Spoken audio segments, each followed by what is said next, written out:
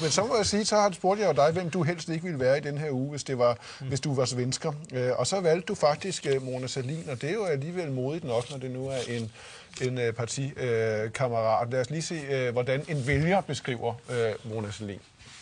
Hun visar både genom ord men även ansiktsuttryck att svenska folket är dum i huvudet.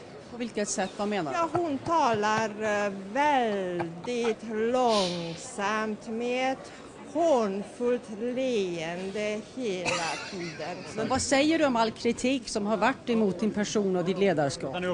Att jag leder ett parti i med- och motgång. Och jag är väldigt erfaren. Jeg kan næsten ikke sige, hvilken dansk socialdemokratisk leder jeg kommer til at tænke på, når man tænker på kritikken der. Men lad mig lige høre, hvorfor vil du ikke være Sahlin? Altså, det går jo ikke så dårligt. Vi kigger på tallene, ikke? Og vi kender selvfølgelig ikke det endelige valgresultat, men sandsynligheden er, desværre synes jeg, af politiske grunde, at hun taber, og hun taber meget stort.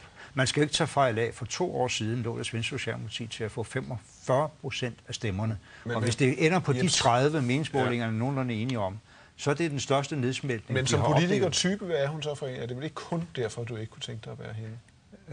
Jamen altså, hun kommer til at stå, hvis de her meningsmålinger bare nogenlunde holder stik, med det største nederlag i det svenske Socialdemokratis historie, i en meget, meget kritisk fase. Og du skal huske, det svenske Socialdemokrati har været enestående stærkt. De har aldrig tabt et valg med under 35% af stemmerne. Kan du i en sætning beskrive Sahlin som politikertype?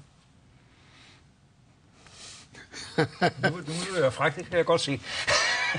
Altså, hun minder jo lidt om Ritz, men uden Ritz sødme.